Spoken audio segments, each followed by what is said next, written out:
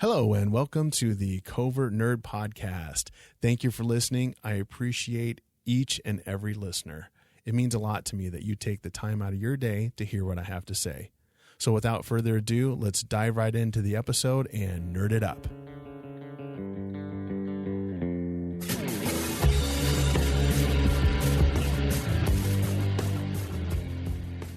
Well, today, guys, we have a great new episode. We're talking to Randy from the Grawlix Podcast. With this episode, we're talking about Super NES. And speaking about dipping your toes into other things, you had messaged me after the 80s arcade episode with Jeff, which check out the previous episode on that. I'll have that in the show notes. And I thought it was a good topic to tackle. And let's get started on the Super NES. I mentioned when we were chatting before that I didn't own this one, but my brother did. And we had at the time, I don't know if you remember this, and maybe your town had it when you were a kid, but you could go rent the consoles from the video store.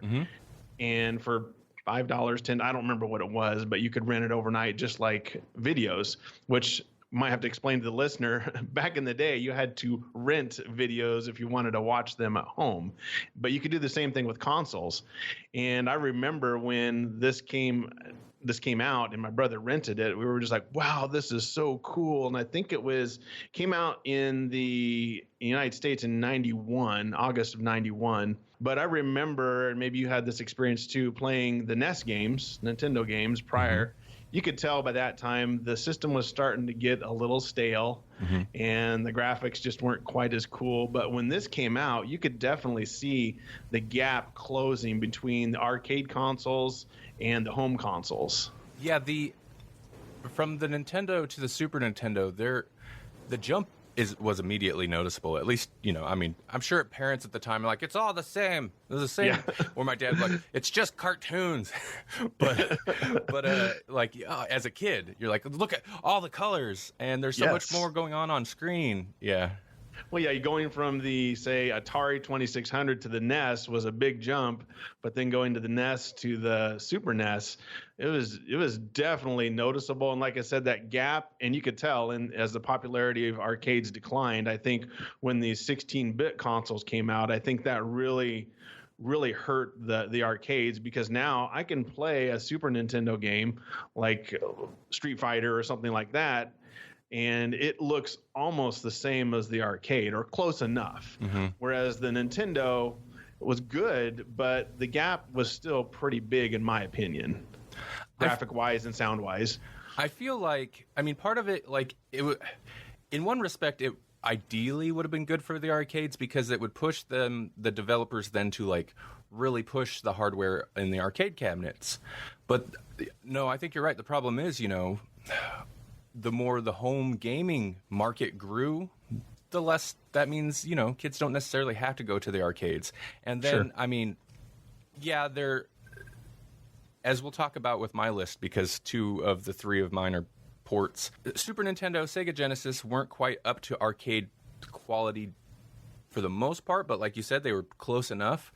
But then, the next generation rolls around and there's virtually no difference between what they could do in the arcade. So by then, obviously, that's the later 90s. Arcades are well on their way out, which is still bums me out. But, man, it does. You guys touched on it on that episode, you and Jeff did. They got expensive.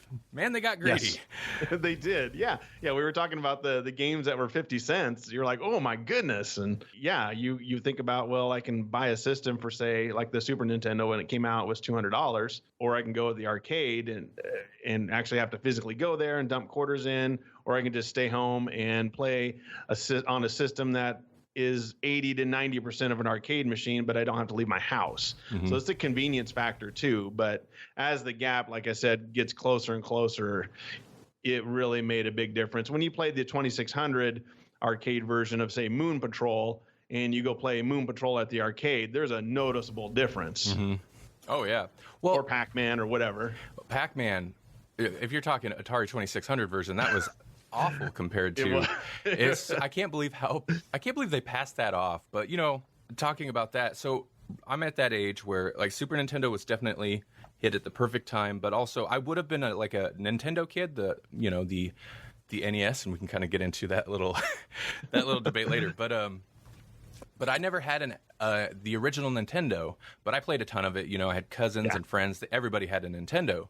Yes. But I didn't, and I always wanted one. I had an Atari 2600 for years when everybody was playing Nintendo, and I'd go home, I'd play Atari 2600, be like, yeah, this is pretty cool.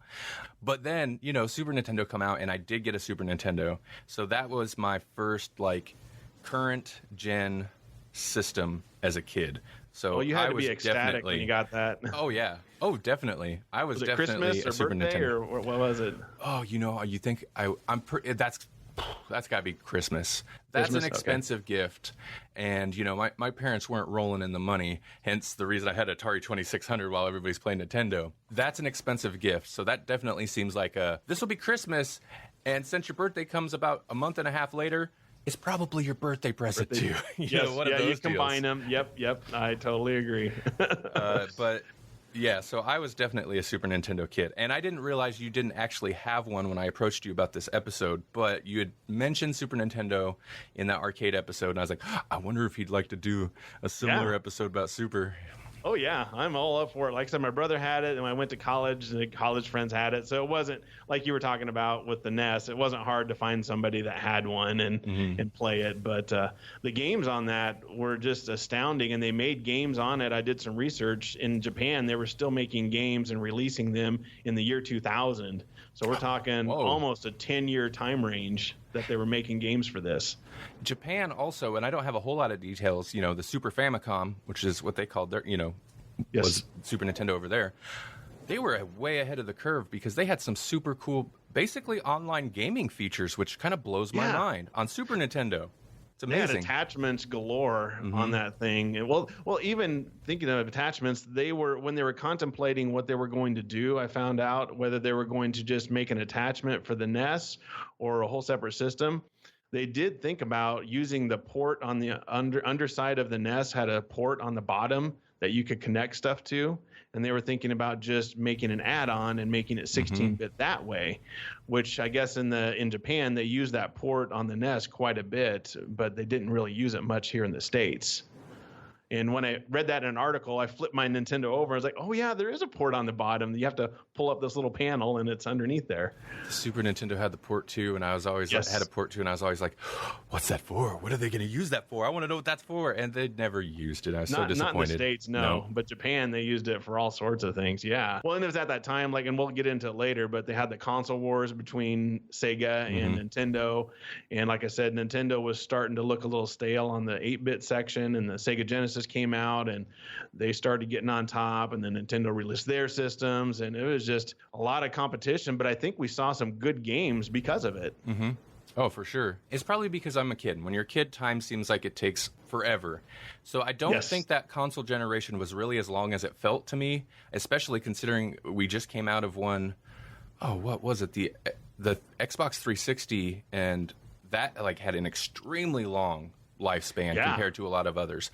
But the amount of games and classic, and of course they're old, but I mean classic as in well-remembered kind of timeless games that came out during the Super Nintendo Sega Genesis period. There were just so many games were pumped out. Oh, yeah. They were just cranking those things out right and left because they were trying to kind of one-up each other. So, well, speaking of games, do you want to segue into a pick? Let's do it. Let's go ahead and roll in, and let's go ahead and go with my first pick because you picked it as well. So awesome. It is Super Mario World, and that was a game that came out in 1990. I'm sorry, I misspoke earlier. The Nintendo was released in 1990, but the the Mario World was released in 1990 as well. So I got that wrong, I think. But yeah, it was a game that came with the system. And it was obviously a sequel to Super Mario Brothers 3 from the NES, but it sold 20 million cartridges, which is astounding. And even today's, I don't know what the stats are on today's games, but I'd be curious to know how that stacks up compared to some current games on sales wise. But I know a lot of things are online now too. Now, do you know if that includes, do they include the game sold as the pack-in game with the Super Nintendo? Is that included in that figure? Do you know? I would assume so, because I remember reading about the Wii with Wii Sports. Wii Sports sold 30 million, but they also count the fact that it's included with the system as well. So, in my opinion, some of those numbers maybe are a little skewed, but still, the fact that I don't think huge. It's still huge, and I think Nintendo had this too, where you could buy the system, the basic system, without a game, and I think the Super Nintendo had that same option, so they could sell it for just a little bit cheaper by not having the game with it. But yeah, the game was just amazing in graphics, and it was made by Shigeru Miyamoto, which, if you'll remember, he's the one that made the original Mario Brothers. He made Zelda, so he's kind of the main guy at Nintendo. But Miyamoto thought that when they were trying to release the game, they were competing, talking about the console wars. They were worried about Sonic over at Sega, and he thought that the game was a little incomplete because they had to rush it to try to get it out faster, because Nintendo was trying to play catch up to the Sega Genesis and get this game out. So he thought it was a little bit rushed and might have done a little bit better, but considering the end result that we got, that kind of looks fantastic. That blows my mind, because that you're right. This is on my list too, and that's one of the main reasons, is because the game's huge. Like, I mean, I realize we're stepping up from, the original Nintendo, so it's a new system, a more advanced system, but Super Mario Brothers 3 always seems super impressive to me that they pulled that off. Like, if you look at Mario Brothers, the first one, Super Mario Brothers, the first one, and then look at Super Mario Brothers 3, it's light and day, the improvements they made. They have the overworld map thing, and, it's just so much more. There's so much more game. It's much more larger and more involved. And so I was always impressed with that. And then Super Mario World basically takes Super Mario Brothers 3 and turns everything up to 11. It just like outdoes it in all the same ways, but just better. And there's so many different weird little mechanics. And then just thinking about the weird little secrets, putting this list together, I was just thinking about, like, a lot of levels had, not all levels, but several levels had multiple ways you could beat it. And then if you beat it a certain way, there'd be this little secret path that would go off, and you could go into a door, and then there's a whole nother set of levels in there. And I don't know, it just always struck me as super impressive, Super Mario World.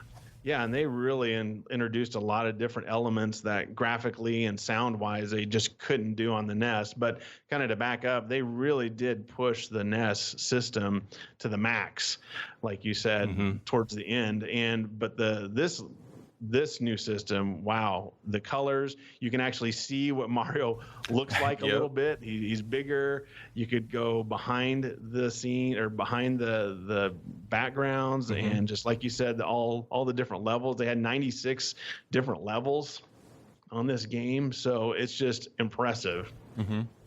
And yeah, you're right. The colors, the graphics, and so it's obviously it's pixel art, and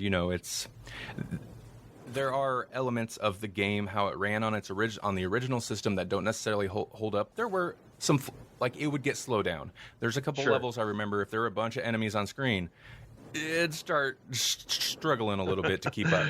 But, like, you look at it now still, and it still holds up. It looks good. It looks like Super Mario World.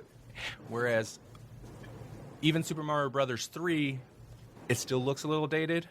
But Super Mario World, it looks like for what they wanted to do, they accomplished it and didn't really have limitations. I'm sure they did. But like you said, you could see what Mario looks like. When that was always a point of contention in our house. When you're riding Yoshi and you have him eat things, you see Mario cock back and punch Yoshi in the back of the head. Like, there's just these details you can actually see. Yeah, I like how they put that in there. Yeah. Well, it's just kind of funny that Shigeru thought it was a little complete. It makes you wonder, it's like, well, if they would have given him, say, another 6 months, I wonder what even more amazing. Right? Yeah, exactly. Of course, if you're a developer or creator of any type, nothing's ever really done, but it's done enough. That's a good point. Especially, that you're right. With most art, most creative products for sure. But game design, I've heard that especially, it's like no game is ever done. It's just done enough. Yes, it has to get out. And one good feature that they had on this game, and it was early, that Mario players have been wanting, is to be able to save the game. Because if you remember on Mario 3, well, all the other iterations, you had to kind of start where you left. You had to kind of replay everything again almost. But with this one, you can actually save where you were at. The Legend of Zelda on the Nintendo was one of the first ones to do that had the battery. But this one you actually could play, which I did some research, and they said, yes, that made, and I remember it's like, oh, this is a lot nicer. I don't have to go back and redo old levels. I can just start where I stopped at, and I can just keep going, which was really frustrating for a lot of gamers. And so you got some of the more casual gamers to play this game because of that, because you didn't have to redo some of the levels. And that kind of, since you mentioned it, this isn't something I had thought about, but that kind of is one of the first instances that I see of something I see in a lot of modern games, the whole like appealing to the completionist, where on your save file, the menu screen, when you pull up your save, it would say how many levels you've completed. And then you could complete 90, well, you said there's like 96 levels. It would go up to whatever, and then if you also did the Star World stuff, it put the little star there. So it's like you'd see that and be like, oh, I think I completed it all. It's kind of early. It's not quite trophies, but just little things like that little star there. Since you did the Star World, it's like, oh, interesting. It's kind of a mechanic I see in modern games. Yeah, the completionist. And I remember talking about this on the previous episode of the Jeff on the 80s arcade. Back in the 80s at the arcades, it was about scores. But later on in the 90s and on, it was about level completion. So like you said, getting that star, getting that trophy, getting those levels. It wasn't really about the score anymore. And finding all the secrets. And Yes, finding all the secrets, which is, okay, there's another change. In the first Super Mario Brothers, it was about the score. But by the time you get here, it's not really about the score. It's about the levels, finding the secrets, and it's much more, would you say, maybe immersive? Oh yeah, for sure. And I think the inclusion of, and I'm not sure where they pulled it from. I know it was in other games before Super Mario 3, and it seems like kind of a Zelda thing. But just the inclusion of an overworld map or a hub world, I think helped Mario in general, like the Mario Brother platformers in general, it feel more immersive. It feels, instead of just like world 1-1 and okay, I'm in I gotta do this platforming, it feels like you're in a world traveling around. It's a little bit of RPG element to it. Yeah, which I agree makes it more immersive, and you start to get a little bit of depth because the graphics allow you to look at some of what's behind you, or you can back up, or almost looks like you can back up, which I think adds a little bit more of the real world capabilities to it, which is indicative of the system. But just a fun game that you can again, the gameplay is easy. You can grab a controller and you can just start playing. And that's key to any game. And speaking of the controller, that controller is always, when I was researching it, is always in the top 5 of best controllers that have been ever been made. And that's what kind of backs up to the console itself. But I mean, Nintendo, I get it. I get why they do it. But ever since, they've just kept messing with the controllers. Ever since Super Nintendo, they pioneered what the modern controller is. If you look at an Xbox or a PlayStation controller, that is a Super Nintendo controller with 2 extra buttons and joysticks. Yes. They pioneered the 4 front buttons there, the D-pad, shoulder buttons. They nailed it with Super Nintendo, and then they got all... I didn't have... Okay, so I was a Super Nintendo kid, but I was not a Nintendo 64 kid. Then they got all wonky with the weird 3-pronged Nintendo 64 controller, where most of the time it wanted you to hold the middle prong, and that's uncomfortable. And then, then they're like, we don't need controllers. Like, they just went crazy with it. But yeah, I know. They're trying to fix something that's not broken. Yeah. But yeah, Super Nintendo, like, they nailed it with that controller, and most modern controllers are just an evolution of that. So one thing that they did was on the Japanese version of the Super Famicom is they had the 4 buttons were just different colors, but they found out that you're not looking at your buttons when you're playing. It needs to be tactile.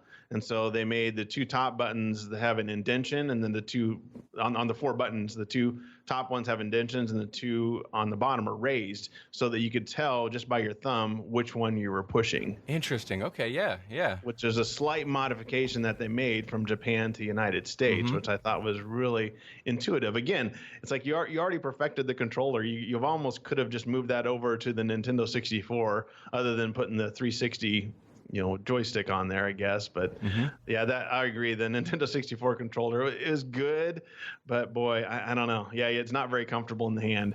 Not to totally sidetrack, but yeah, the thing I didn't get, and of course, if I owned the system, I'm sure I would have got used to it. But the thing I didn't get, especially, was the joystick. Most games use the joystick for movement. So why wouldn't they put the joystick where it's on the left side where the D-pad is, where it's comfortable, like a controller is designed that way, so your hands and wrists sit at a certain angle.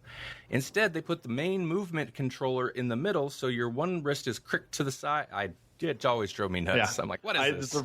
When my brother did the same thing, he rented the Nintendo 64. That's the first thing I said. I said, why didn't they put, like you said, put the other one over to the left and put the four directional controller where the other one was at? You could just flip it, would have been fine. But oh well. But yeah, the Super Nintendo controller is amazing. It's just it's perfection, because you saw a lot on the PC market that they were making USB controllers that looked just like it. Well, that's all I have on Super Mario World. What's your next one that you got, Randy? All right. So, yeah, Super Mario World was the only native to the Super Nintendo system game I had. The other two were ports. And I will go ahead and start with, I guess, the most well-known of the two.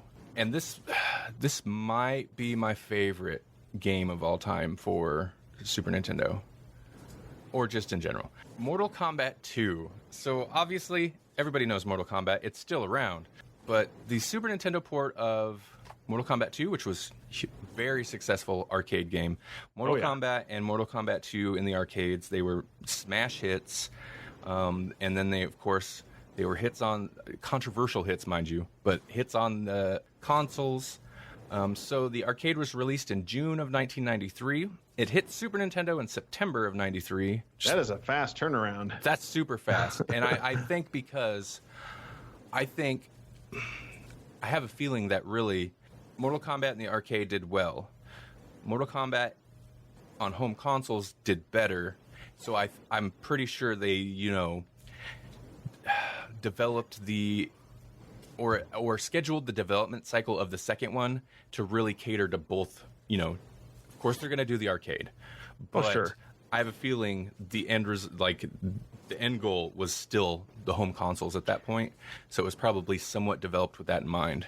It makes you wonder if Nintendo and I think it was Midway that made Mortal Kombat were talking right around the time the arcade was being released, or maybe prior. Well, I know. Okay, so one thing that was interesting that I didn't know before, so I was a fan of Mortal Kombat, the first one.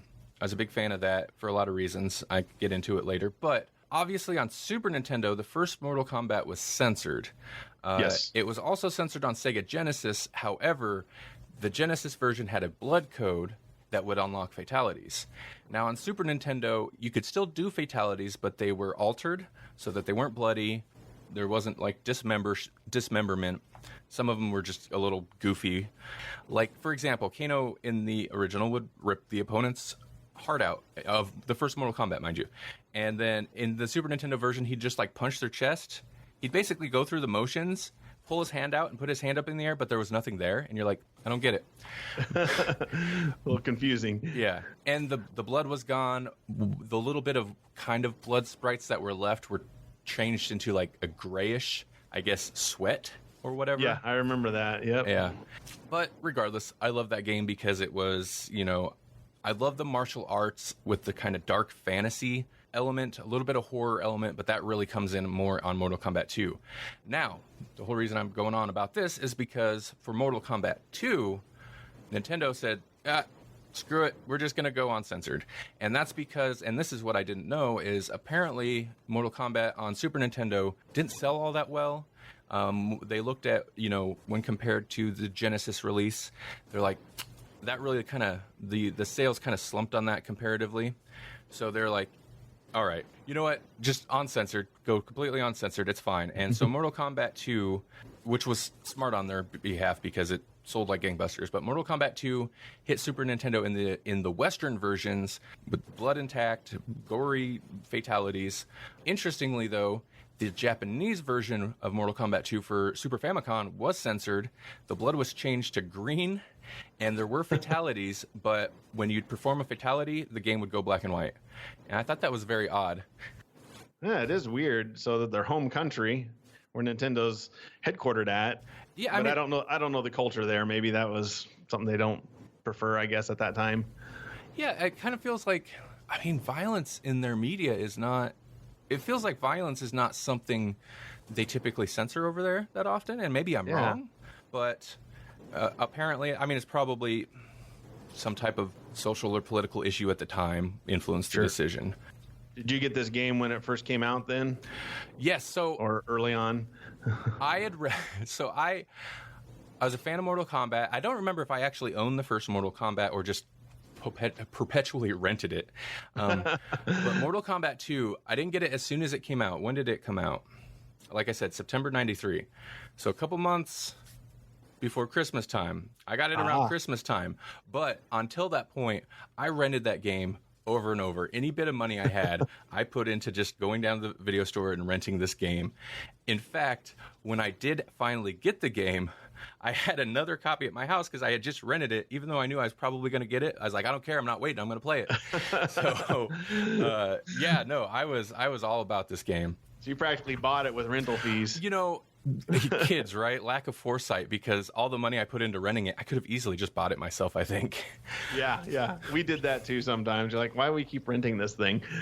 Well, then I would have had to wait and save up money, and it's just... You played it, I assume you played it in the arcade originally? I did play it in the arcade. Ooh, something I wanted to touch on. So in the episode that you and Jeff did about 80s arcade games, he was talking about playing arcade games in the 7-Eleven in, I'm assuming, Fremont, because that's where he grew up. Yes, it was Fremont, yep. That is the same 7-Eleven that I played Mortal Kombat and Mortal Kombat 2 on, and my grandma was the manager of that 7-Eleven. Are you serious? Yeah, really? My grandma was great. Since Jeff was one of the kids that would come and hang around, he probably didn't like her because I always got the impression she was kind of a... Oh, what's the word? Authoritarian? Or... Yes. Like, but to me, she was my grandma. So I'd go there and she'd buy me Slurpees, and I'd go play. I'd be like, can I have some quarters? And I'd go play Mortal Kombat. That's awesome. What is that small world, man? Mm-hmm. Yeah, I was listening to that episode. I'm like, oh my god, yep. But they had the Mortal Kombat machine. They'd have the Mortal Kombat machine and then some other game. Like maybe it was one of the Neo Geo type games and stuff. Yeah. And then Mortal Kombat 2 came out, and they had the Mortal Kombat 2 machine. They only usually I ever had 2 machines in there because it's still it's a small gas station type thing, convenience store. But the thing about Mortal Kombat though is I wasn't that good at it. Like I played it all the time. Mm-hmm. The arcade games were so hard. They were just incredibly hard because they wanted to eat your quarters. And like the fatalities, it give you like 2 seconds. That's not even joking, just no time to pull off the fatality. So even if I went home and looked at the magazines I picked up of all the move list, then I'd go to the arcade and try to do it, and I sucked. Yeah. So it was kind of awesome when it came out, because then I'd be like, I could actually just play this and not, one, have some kid judging me over my shoulder, and two, put it on very easy and just boom, boom, boom. Or you play the kid that's not very good either. Yeah, exactly. Or, hey, little sisters, want to come play Mortal Kombat? They're like, why? So you could beat me again? I'm like, no, maybe you'll win. You got a chance. I need to practice this. I rip your head off. I didn't play a lot, but I assume the fatalities on the arcade were different combinations than on the game system, I assume. No, it would carry over. They'd carry really? over. Yeah. Okay. Yeah. Well, I remember that was one of the reasons, because fighter games were so popular in the early 90s, that was one of the reasons they made the controller that they made. Because they had to accommodate all the buttons. I mean, that totally makes sense. So the Mortal Kombat controls, and between Mortal Kombat 1 and 2, they didn't change. Now, the Super Nintendo ports of the games, the combat was better in Mortal Kombat 2. It seems like they ported it better. It was more responsive. I remember the first Mortal Kombat being a little stiff. Listener, I'm sure you know, but if you don't, the 4 face buttons were your high kick, low kick, high punch, low punch, and then you had the directions and block. And I'm pretty sure it wasn't until Mortal Kombat 3 that they added run. But that was it. So that was perfect on this gets me into the console wars a little bit. That was perfect on Super Nintendo. You had the 4 face buttons, and then you had the shoulder buttons for block. Sega Genesis did have a 6 face button controller available, but that was not its default. By default, Yes. It had 3 face buttons, a direction pad, and like start or something. Yes, you're right. And I hated the Mortal Kombat games on Genesis, and it would always, because the console wars forever burn, but as kids, you know, it'd always be like, oh, Super Nintendo's better. Like, no, Sega's better. Super Nintendo sucks. The Mortal Kombat games, at least Mortal Kombat 2 for sure, was far superior on the Super Nintendo, and that's not, as I have in my notes, that's not Super Nintendo fanboy opinion. That's fact, because I would go over to my cousin's house and play. He had Mortal Kombat 2. I'd be playing it at my house, and I go over and play it with him on his Sega Genesis. And first off, the 3 face button controller, you're missing 2 buttons. And they had some weird, goofy way where, and I can't remember if it was like if you hold up or down and then hit a thing, or if you had to hit like, say, A was like high punch, B was, this is an example, I don't remember the specifics, but A was high punch, B was low punch, C was, we'll say, high kick. B and C was low kick. A and B was block. Like, they had to do the weird combining of buttons, and that drove me nuts. Yeah. That's always the tough part on those controllers. When you have games of that complexity, you had to have some way to combine those. You even saw that some on the NES where they had a 3-button game and trying to do... Oh, yeah. Like a Double Dragon's a good example of that, trying to port that over to the Nintendo. But they ran into that on the Super Nintendo as well, they probably never thought, hey, we're going to put 3 buttons on the Sega Genesis. We'll never need more than 3 buttons. Yep. Like Atari had 1 and a joystick. What do you want? Yeah, and we were happy. But yeah, a funny story on the Mortal Kombat game. When they came out with that on the Super Nintendo, when they came out with Mortal Kombat 2, it was the exact same configuration on the insides. And so what some people did is they owned, say, Mortal Kombat 1. They would go rent Mortal Kombat 2, take the cartridge apart, take the memory chips out and put them in their cartridge, and then take Mortal Kombat 1 memory chips and put them in the Mortal Kombat 2 case, and then return it. And so the next person that rented it would be like, this isn't Mortal Kombat 2. That's how they were able to steal it. I'd feel so cheated if I was the kid that come along and rented it next. Oh, that would irritate me so much. But yeah, I heard that story way back, and I was like, oh my gosh, I never thought of that. I don't know if there was other games like that you could do that with. But yeah, you just unscrew the cartridge, take out the memory chips, swap them out, and you're done. Not to jump back on it, but I'm totally going to. The Sega Genesis thing, and also legitimately... I remember playing that port and just kind of being disappointed because I get it. Like, different hardware had different limitations, but they had to cut corners in odd ways. And don't get me wrong, Super Nintendo absolutely had to do the same thing compared to the arcade port, because neither of them really, I mean, they were pretty close, like we were saying about arcade ports on 16-bit systems, but neither of them could really compete with, graphically or even the audio quality of the arcades. But they would cut corners in weird ways, like the victory poses of characters. I'd be used to playing Super Nintendo, and then I'd go play it on Genesis, and like they'd just cut some frames out. So basically their end pose would be different, and it's just be like, that's not even his, like, he just stopped halfway through his pose, and he's just going to like stall there with his head down and stuff. Like, they just weird things like that. So little things that you noticed. Did you have a Genesis? I did not have a Genesis. Oh, but okay. It was, again, kind of like Super Nintendo is one of those systems. My cousin had Genesis, so and I had Super Nintendo. So when we visit each other's houses, we'd play one or the other, and I played a lot of Sega Genesis with him. So we always would.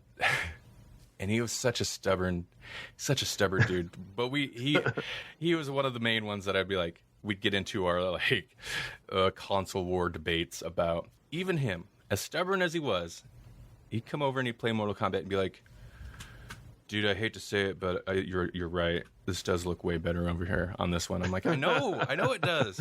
But that was kind of Super Nintendo's strength. It had colors, graphically, it could potentially look more impressive. Not that there's not super impressive looking Genesis games. However, Genesis had its advantages too. Games like Gunstar Heroes, I never played that till like years later. I played it on emulator or something, but from what I understand, it ran just as smooth on the Sega Genesis, and that game blows my mind because Super Nintendo could never do anything that fast-paced. I don't know if you've ever played it, and no, I know this is off topic, but just to give the Sega fanboys some credit, Sega could that's Sonic, right? Like it could handle Sonic, incredibly fast scrolling. The processing was pretty quick, whereas Super Mario World, like we were saying, even that, it hit some slowdown. And it's not like it's a fast-moving game. It's just if there's a lot of stuff going on the screen. Yeah, if you look at the specs on the Sega Genesis and the Nintendo, the Nintendo has the advantage except on the processor. The processor on that is a lot slower than the Sega Genesis. But everything else on the Super Nintendo, though, is much better than the Genesis. And so the music on the Super Nintendo version of Mortal Kombat was more accurate and it was better. Which the Mortal Kombat music, by the way, is awesome. I always loved it. It's like weird and kind of creepy. The first one especially had kind of like the Eastern vibe to it, and the Sega Genesis music wasn't quite up to par, but there's something to say for the Yamaha synthesizer chip that was in the Sega Genesis. I do have a soft spot for its specific sound. Genesis system had its own specific sound that does appeal to me because it was, the Super Nintendo sound system was more sample based, and Sega Genesis was a synthesizer chip, so it all had a certain sound, and I am kind of a sucker for that sound, so. So the sound, yes. So see, we gave the Genesis fanboys a little bit of credit. Yeah, and nobody's even. People are like, we didn't ask. This dude just won't shut up about it. Stop. Well, I'm going to move on to the next pick. Is the Legend of Zelda: Link to the Past, which came out in November of '91, and it is obviously, if you know Nintendo's history, it would be the third in the series. So you had the first Legend of Zelda, then you had Legend of Zelda 2, the Adventure of Link, and then this one, Link to the Past, which is a three-quarter top-down perspective. So just like the first original one on the NES, because in the middle there, Adventure of Link, Zelda 2, they did a side-scroller, but they went back to the original and did it more from a top-down. But this game, of course, I have a soft spot for it because the original Legend of Zelda is the first game that we got on our original NES. And so, of course, I'm like, oh, this is so cool. But yeah, again, just when you play it, the graphics, the sound, they stuck to the original NES type of gameplay where you had to, collect different things and power up, so to speak, find all the hearts. But some of the elements like the alternate or parallel world, that concept that they came up with in this game is something that they still use in, I think even the Switch version of Zelda has a dark world, so to speak, quote unquote, which is something that Shigeru came up with. So again, that Shigeru, you could almost do a whole episode just on Shigeru. That guy is the designer for Nintendo. I mean, you get rid of him and you just look at all the games that Nintendo would not have without him, but you can see his hand in this quite a bit. Well, I mean, and if you think about it, Nintendo, so they made the consoles. They could have potentially been as successful as they were without those games. But when you think of Nintendo, you don't necessarily think, of the consoles. You think Mario. You think,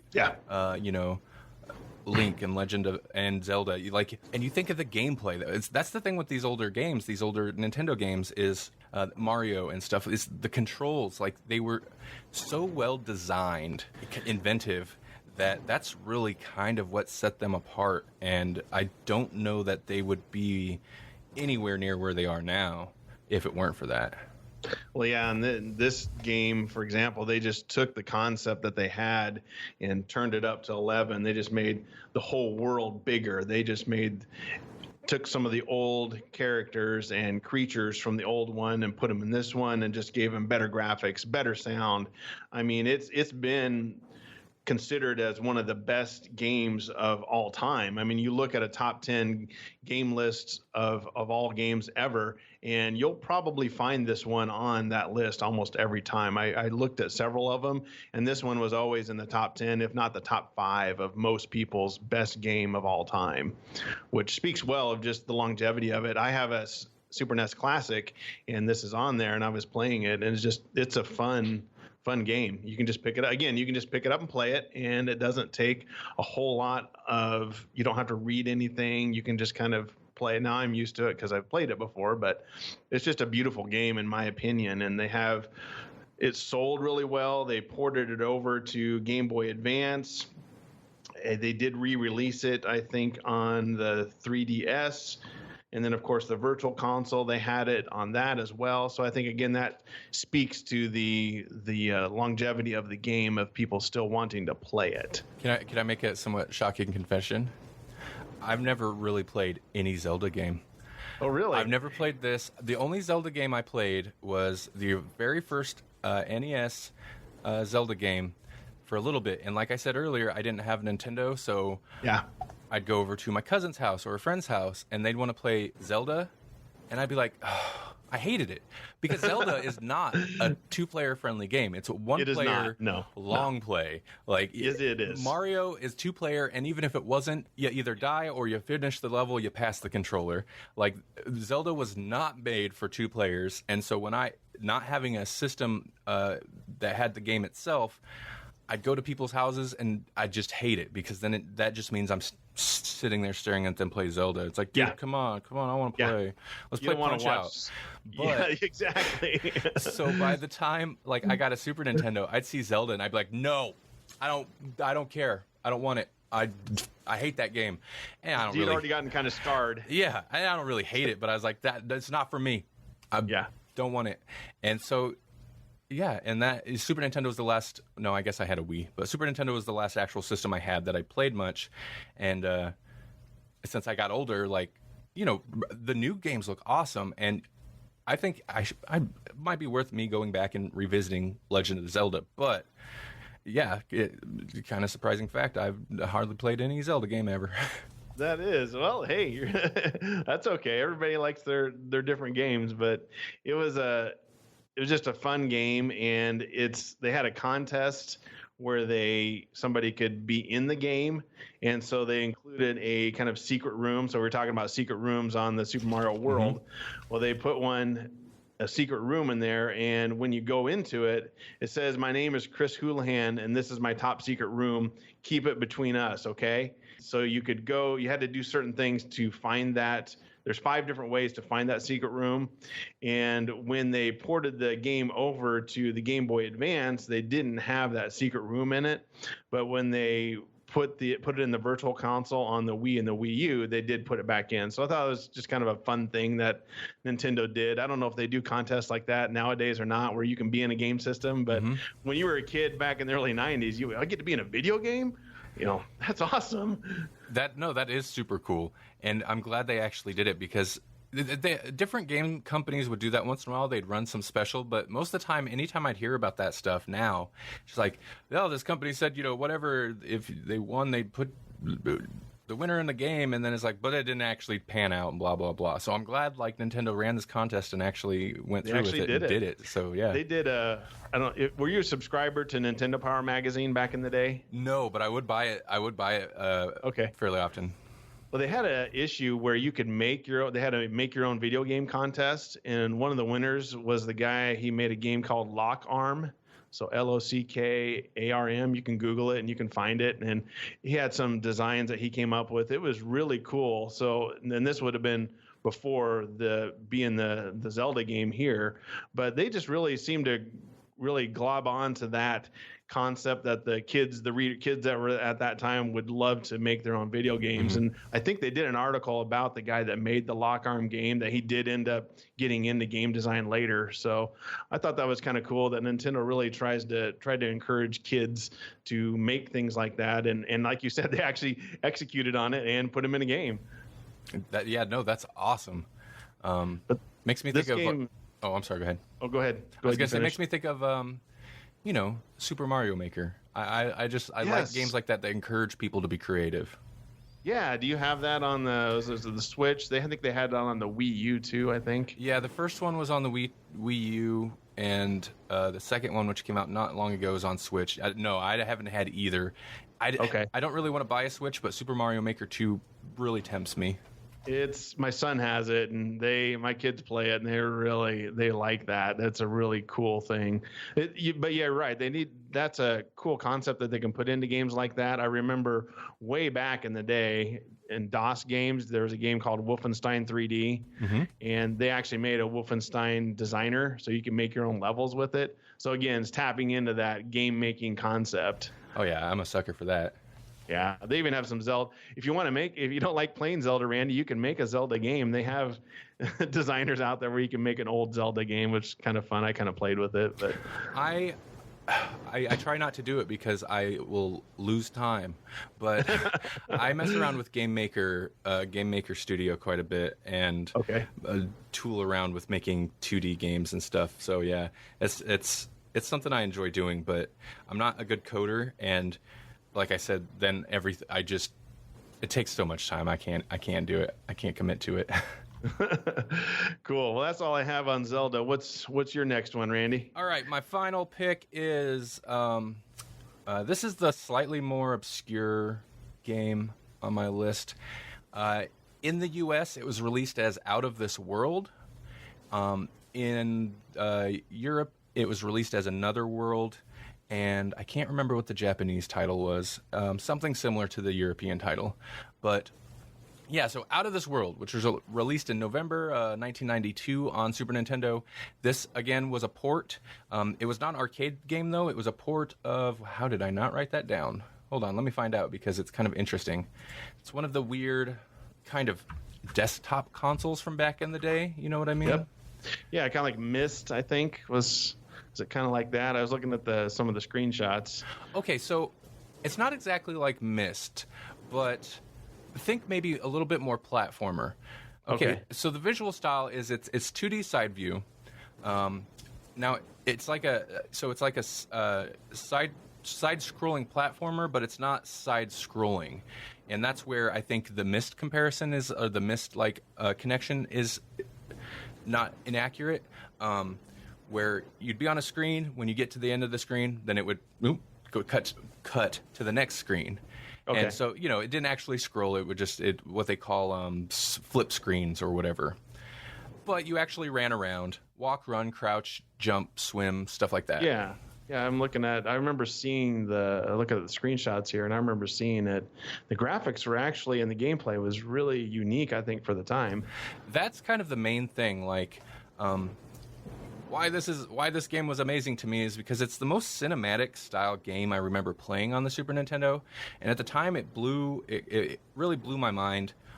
Also, I found the storytelling was awesome in that it was super engaging and did really, really great world building without any spoken English or text.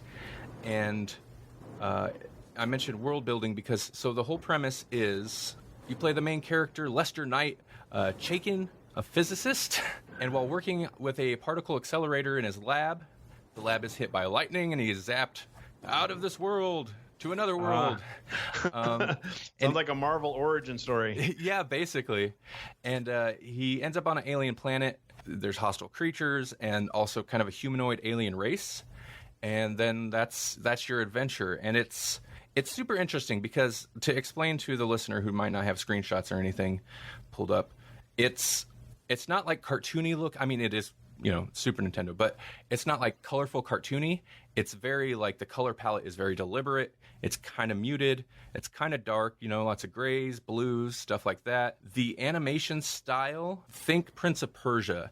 It was rotoscoped style animation, where basically the developer, and this was one of those games that was developed by one guy, I believe a French developer, French programmer, and he used a live action video of objects as well as himself, and he would basically animate polygons over top of that, and then that became the base for the animation. So it's got like the movement of your characters, very cool. It's kind of, if anybody played the very old Prince of Persia games, you kind of know what I'm talking about. It's just got a certain movement to it. Although this game, I feel like was less stiff than Prince of Persia, which was kind of stiff by default because you'd have to stop at like ledges and stuff. And there's a little bit of that to this, but it's not as stiff, I feel like. Yeah. Also, this has like cutscenes. And that's not completely unheard of in, what was it? I say 92. But they play out like they are much closer to like full motion video cutscenes than anything else I had played on Super Nintendo at the time. That opening scene, like I said, like it's rotoscoped animation of like this car flies up to the lab, and then your character gets out and goes in, and it's very atmospheric. The music there's a lot of tones and atmospheric music, but there's also some original music, score that's kind of subdued, and it's just got a super strong focus on just kind of the feel and the cinematic feel.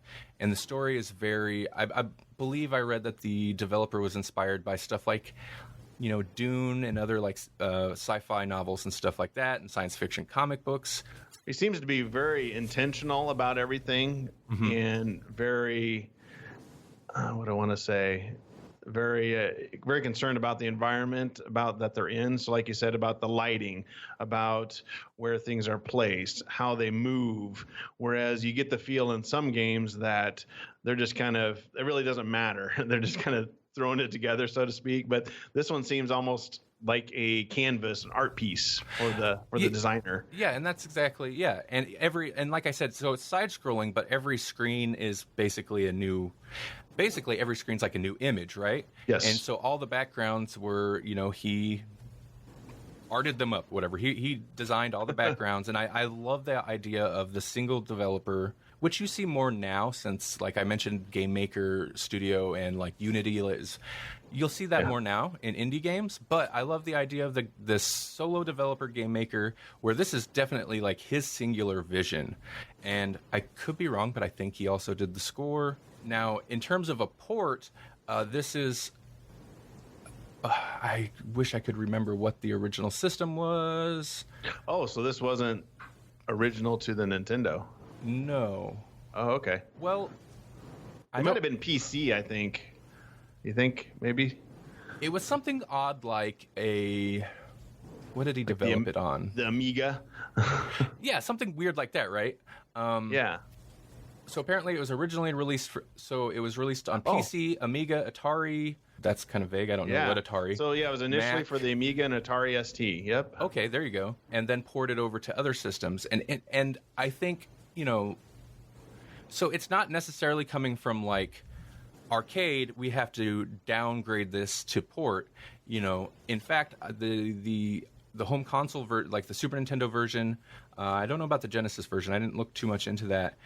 He is actually longer than the original version that it's ported from, because Nintendo or Interplay or whoever the developer picked it up to distribute, Interplay wanted the game to be longer. They wanted more gameplay, so they're like, hey, can you design some more levels to this or whatever, however it works. So yeah, the Super Nintendo port's actually longer than the original version it's based on. And I believe there's more music, or there was some music cut. I don't remember the compromise, but yeah. And this game is actually, you can find this on Steam now. Really? I believe at the 15th anniversary, he kind of revamped it, and then on the 20th anniversary, which wasn't that long ago. Okay, I guess it was a little while ago, but he released a HD remastered version where it's still the same game, but he kind of upped the artwork a little bit. Like, there's definitely more detail. It doesn't look vastly different, but the original art style, the colors are very flat. Like, it's not like a lot of shading. It's kind of flat artwork style. And so there's just a bit more shading and detail added to the new version. I bought it. I have it on my computer. I haven't played it yet. I will sometime. Well, when you got this on the Super Nintendo, how did you happen to find this? Because, most people are like, okay, I'm Mario's, Metroid, Mortal Kombat. You have kind of your staples. But this seems more of a kind of a one-off. Yeah, no, yeah, it is. And Well, I guess there was a sequel, but this is, it wasn't some big smash hit. This game, so I had read a totally unconnected thing. Around the time this came out, I had just moved to Fremont, like we were mentioning earlier, Fremont and the arcade. I had just moved to Fremont, and I didn't have any friends yet, so I'd hit the library, and I was reading a lot. I'd read all the time, and I happened to read some sci-fi book called Out of This World, which is actually, in retrospect, a super cheesy title for a sci-fi book, but and I loved it. And then we were in a video store looking for a game to rent, and I come across this Out of This World, and it looked like a sci-fi thing, and now it has nothing to do with the book. It's totally unrelated. But I was like, oh, Out of This World, I know this. Let's rent this. And rented it and, enjoyed it, thought it was great. But more importantly, and this is one of the my dad would occasionally find a game he'd like. My mom, even rarer, would find a Super Nintendo game she liked.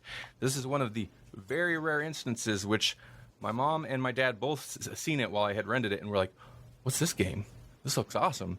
And of course, randomly, this is like one of the only times I got a game that wasn't just like a birthday present or something, and I could be wrong, but I believe it's just one of those like, hey, we bought you this, like out of nowhere, and it was the game. It was Out of This World, and I'm like, wow, why? They're like, just because. I'm like, you want to play this game, don't you? You want to play it too? So That's they awesome. loved it, and it's even though it's a one-player game, it's cinematic enough to where my mom or my parents, we'd all sit down and play some Out of This World, or I'd be at school or something, come home, and they're in my room playing Out of This World. I'm like, I want to play Super Nintendo. But yeah, so it's one of those things where it had a kind of a more vast appeal. Multi-generational appeal to it. Yeah, so it definitely, that helped, because otherwise, I don't know that I'd have thought. I probably would have rented this once, thought it was super cool, and then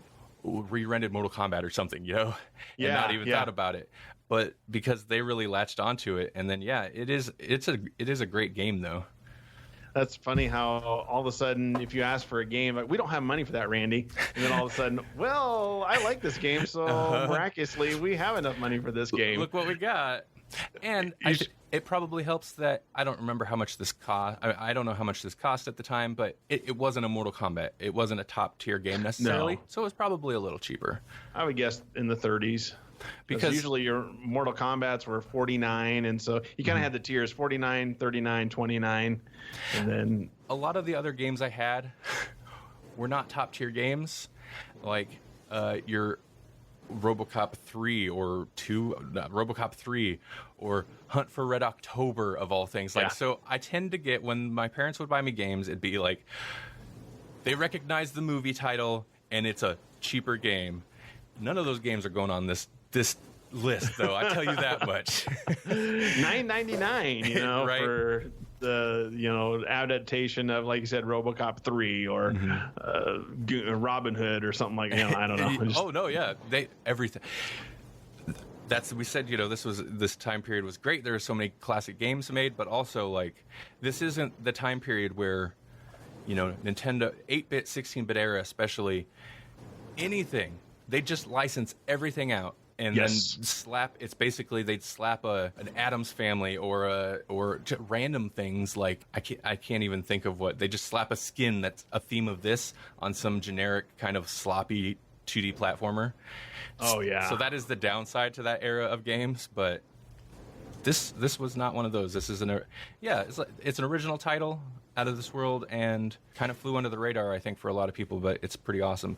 A lot of people might be familiar with a game called Flashback, which is very similar. It's not the same developer, but it was released through Interplay, and it's got a similar style and a little bit of a similar feel, and is actually quite a bit more in depth, and I like that too, but I'm a sucker for Out of This World, so that's why that had to go on the list.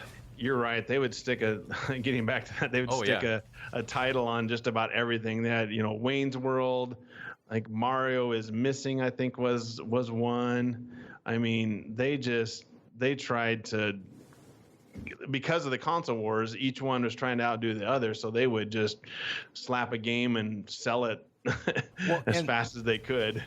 And companies, they realized they could make a cheap, if they owned a property, if movie studios had a Demolition Man or a Wayne's World or Fox had The Simpsons, so of course they got Simpsons and Itchy and Scratchy and anything else they can pull out of there, and just they would license that out to the lowest bidders.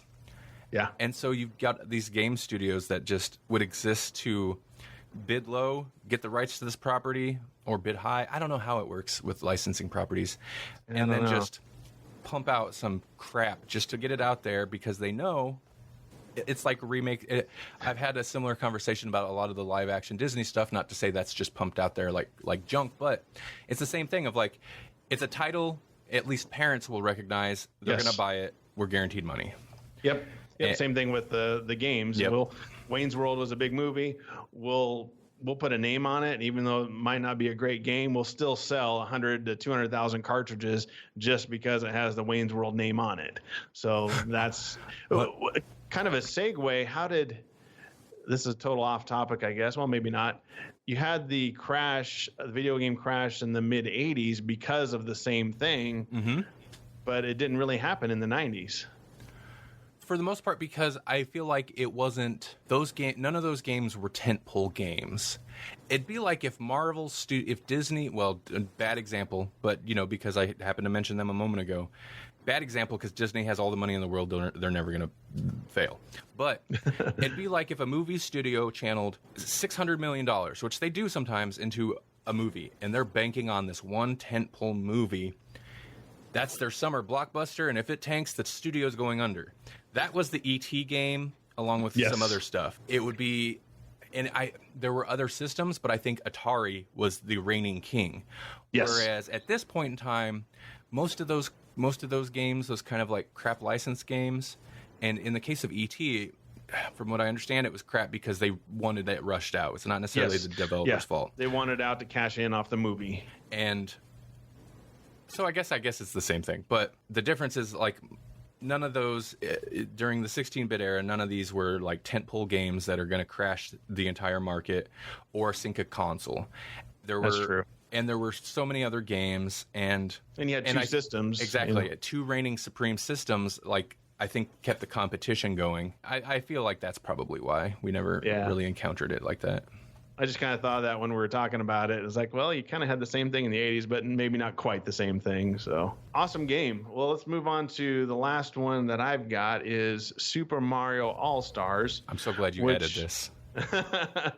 Well, this one is a great compilation system. What it is Nintendo put their old games onto one cartridge. So you had the original Super Mario Brothers from 1985. Super Mario Brothers: The Lost Levels, which was not released in America but was in Japan from 1986, and then Super Mario 2 from 1988 and Super Mario 3 from 1989, I think is when that one came out, but all on one cartridge. But what they did is they increased the complexity of the graphics on the three games. I don't think they did it on the Lost Levels, if I remember correctly. I think Lost Levels was strictly, real quick for the listener, the Lost Levels was basically Super Mario Brothers 2 in Japan, but they didn't release it over here because the rumor has it that they thought it was too hard and that the Americans wouldn't like it. And so they reskinned an old game and put the Mario characters onto a game system and made it Mario 2. So they decided to release these unreleased games into America on the Super Nintendo. But anyway, they revamped the music and the sound and the graphics for Mario 1, 2, and 3. And then the later iteration they came out with it, they put Super Mario World onto it as well. So you got 5 games for one price. I really like it just because it's got a lot of nostalgia, because on the NES, we had all the original Mario 1, 2, and 3, and just seeing how they were able to increase the graphics a little bit on all of these. It's just a fun way to play all of these old games and revisit some nostalgia on it. And Mario All-Stars actually sold, let me look it up here, 10 million units. So it's second only to Super Mario World, which I thought was impressive. It's second only to Super Mario World. So that means, and Super Mario World sold 20 million? Yeah, and this sold 10 million. That's incredible for Super Mario World because it's a solid double what their other highest selling game is. Okay, interesting. Shigeru Miyamoto did this, or came up with this concept after Super Mario Kart came out in 92, and he came up with, well, why don't we put all these old games on a compilation cartridge and sell it. Basically, if you think about it, really very little involved on their part other than going back and redoing some of the graphics. And they did them very much in the style of Super Mario World, you can tell. But still, the sound and one of the things they did on, I think it was Super Mario 2, when you get the mushroom and you grow big, but then you lose it and you grow small. All they did on the NES version was just basically cut the bottom third or so of their body off and just put their legs on. But on the compilation on this version, Mario All-Stars, they shrunk them down and made them look more proportional. And so that was just kind of one little thing that you notice on the increased graphics or the better graphics on this one compared to the other one. Yeah, I had Super Mario. I'm glad you added this to the list, and I was tempted, but I was like, I'll bump it off for one of the other ones since it's technically a re-release of old games. But I'm glad you added it because this was another one of my favorites because I didn't have a Nintendo. So when I seen this was coming out, I was super pumped because I loved Mario Brothers 1, 2, and 3. Oddly enough, though, I was actually a little on the Super Mario Brothers, the first one it wasn't so bad, and the second one isn't too different. I was actually a little disappointed they updated the graphics, just because I was like, I want it to look like it did. I wanted to look like the original. Yeah, that's what I like. Also, Super Mario Brothers: Lost Worlds. First off, I'm kind of smart decision on their. Even though Super Mario Brothers 2 is so weird and different, and it was a basically reskinned Doki Doki, Yumi Kojo Doki Doki Panic. Super smart decision on their behalf because Super Mario Brothers 2, as apparently it was released over there, the Lost Worlds, for one, it was pretty hard. But two, it's like an expansion pack on Super Mario Brothers. It is. It doesn't really innovate at all. Like it's almost exactly the same. No. And I want to say, like you were mentioning, they didn't necessarily update the graphics on that one. I think it's just because they pretty much just pulled the sprites from the first game. Yeah. And so I think it was smart decision of Nintendo or Nintendo America or whoever came up with the idea to kind of let's scoot that aside and do something different for Mario 2. I completely agree. You're exactly right. The Lost Worlds or Lost Levels, whatever you want to call it, was just, it was Super Mario Brothers, the expansion pack. There's nothing new here other than I don't know that they include any new characters or anything. There's the poison. I think the poison mushroom was the only thing I really remember is like, oh, great, they added a mushroom that kills you. That's what I want. Yeah, and Super Mario 2 over here, I mean, they had a lot of cool little things. You could finally pick up something and throw it. You had the kind of the reverse worlds when you put the potion down and you go in the door and it's a reverse. I think it was a smash to do. You had the Birdo and all these other characters, and I think, was it Shy Guys were the first? Well, no. I can't remember which characters are unique to Mario 2, but I think Shy Guys. I think they still. Well, I don't know if they've used them in other things, but they popped up in there, didn't they? I think they have some characters that were in Mario 2 that they used in later iterations of the Mario, but so I think it was smart. And then you put, like you said, for somebody that didn't have a NES, and you put all these on one cartridge for $40 or $50 or whatever it was. I mean, that's a heck of a deal.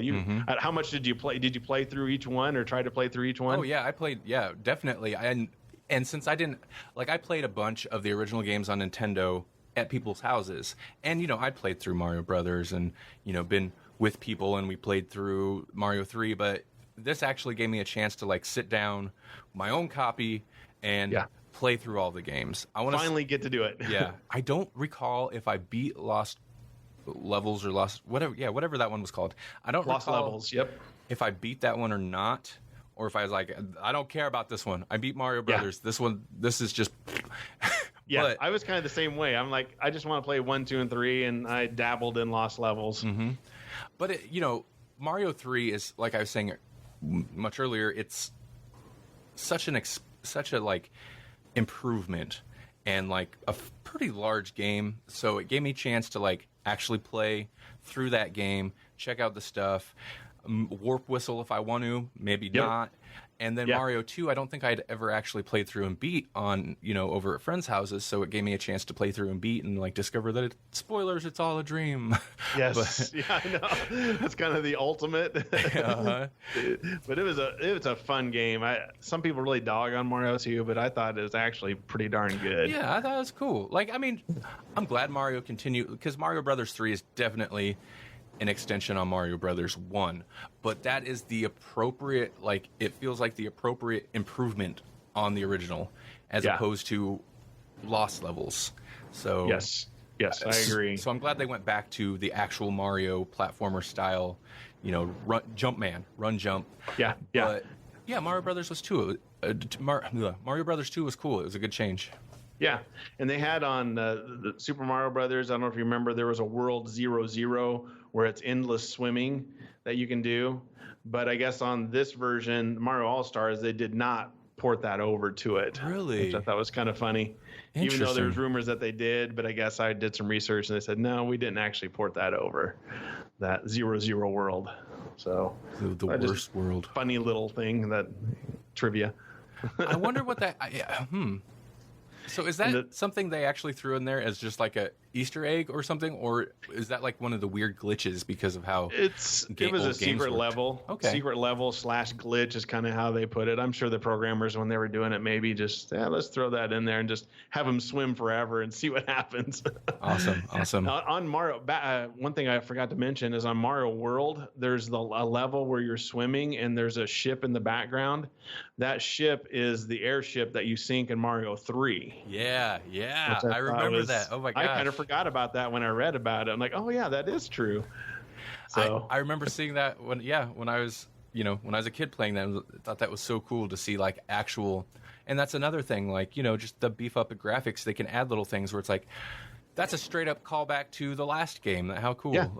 I was that's a good idea on their developers' part. They're just they're so smart at Nintendo back then. I mean, they still are now, but just little stuff like that back then that was so pioneering to do something like that. I feel Nintendo now, and it's not always successful. The Wii U, I think, for the most part, it was kind of a failure for them, but they're still pioneering in some respects. They're obviously still experimenting with the system, but I kind of feel like they've just been coasting off these old games, these old properties, in terms of not to say the new Mario games aren't super well developed and designed and stuff like that. They are, and the new the Zelda games, Breath of the Wild looks super awesome. I've been super tempted to figure out how to play that. But the properties themselves though are from the original system. So yeah.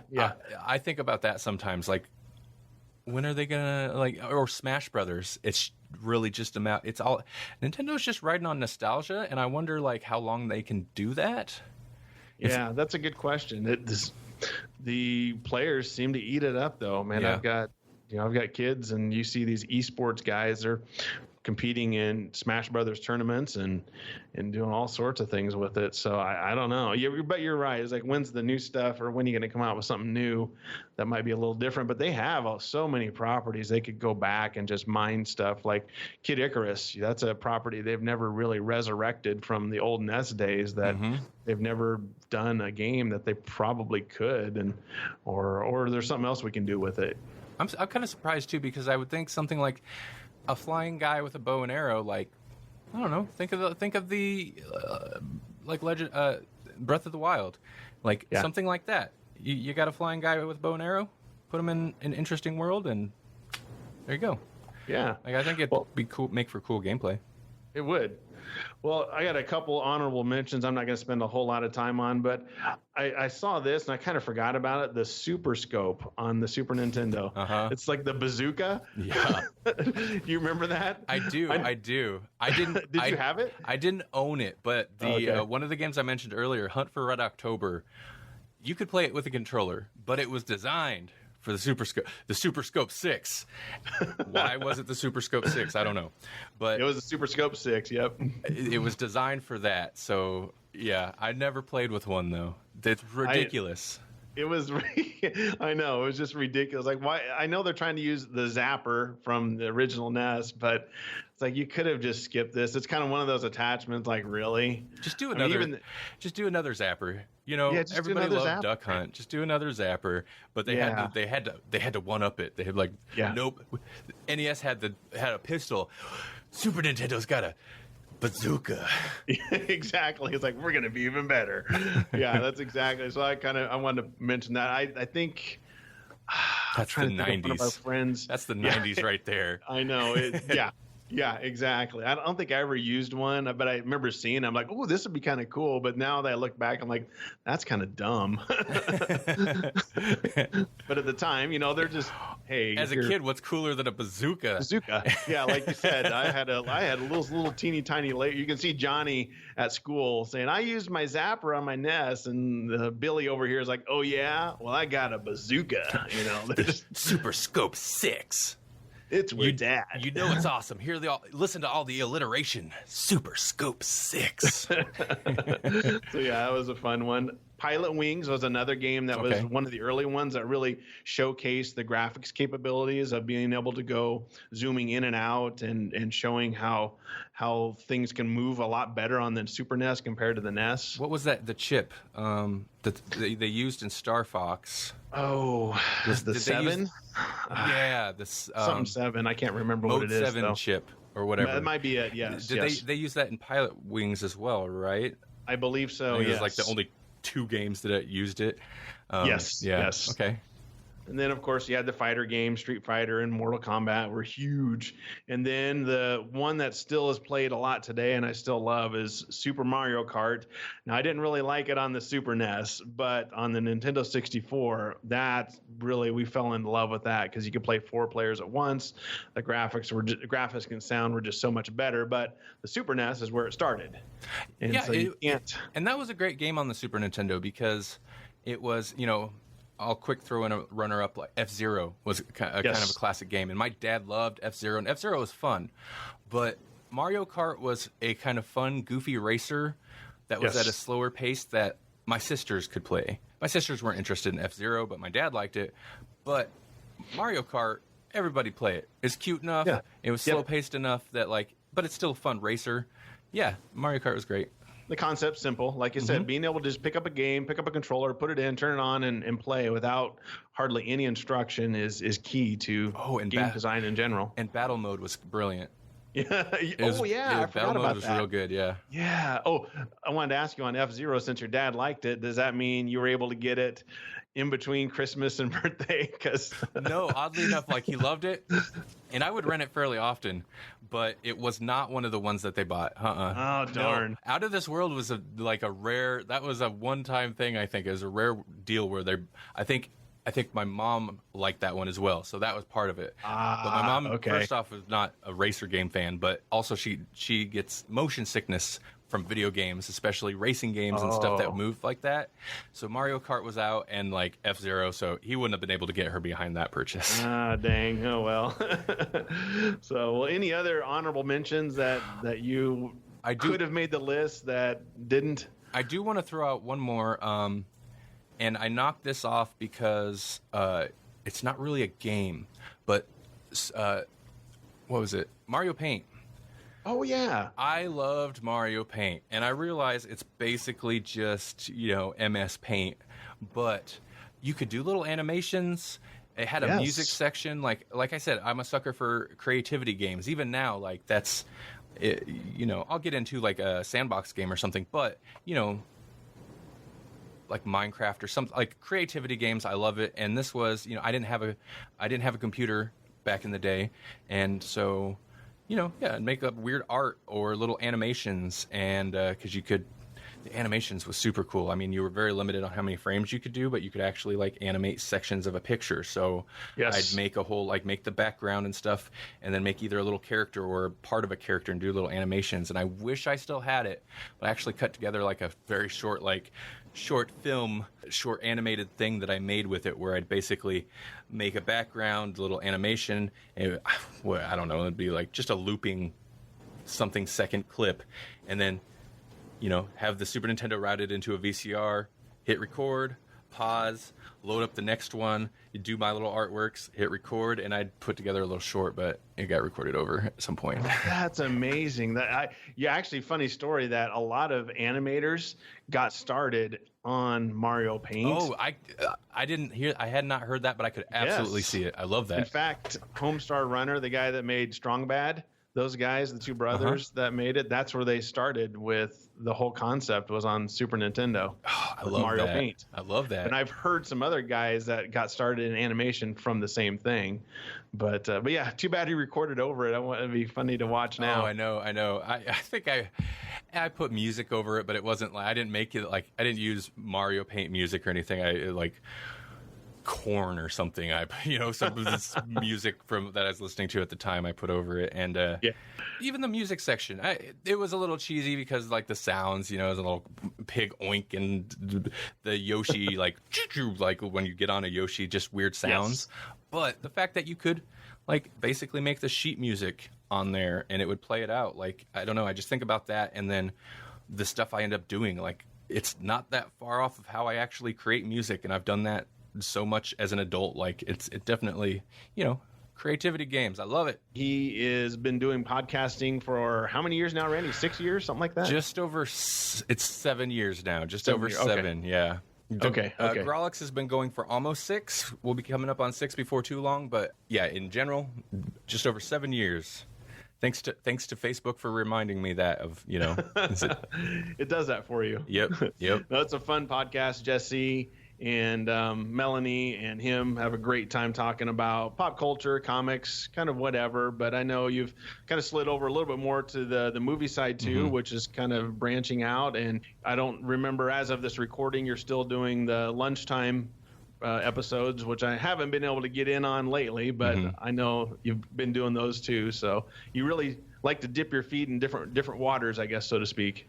Yeah, well, I mean, Grawlix Podcast itself, like you said, it's comic books.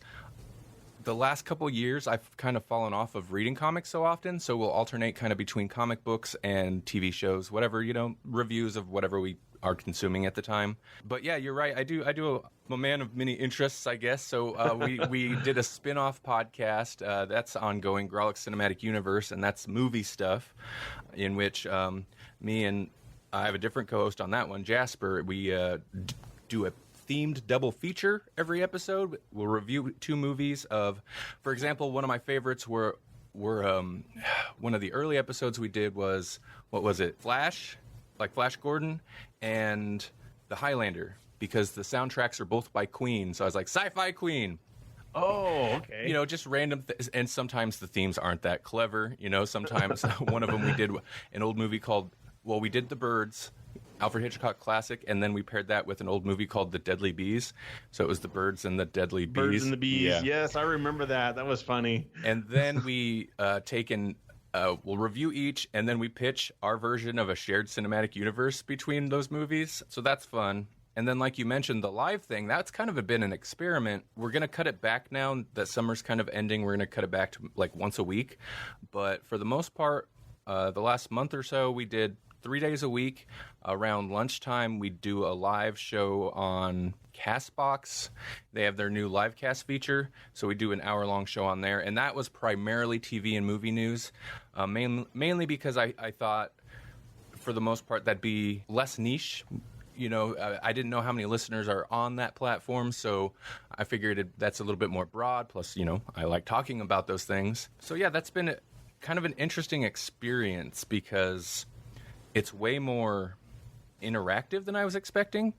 A lot of times you'll do like a quote unquote live stream a podcast, and it's pretty much just, this, but people can listen. Yes. Whereas livecast, and you were on it, you said you haven't had the chance to listen a lot lately, but you were on it a couple times. Yeah. It's much more like a Facebook Live, but audio only, which is something I had been hoping Facebook would actually do forever, because you can chat, like there's the chat room with the listeners, and then people can call in super easy. So yeah, it's been interesting. Cool. All right. Well, that's all we have today, Randy. It's been awesome. It's been fun.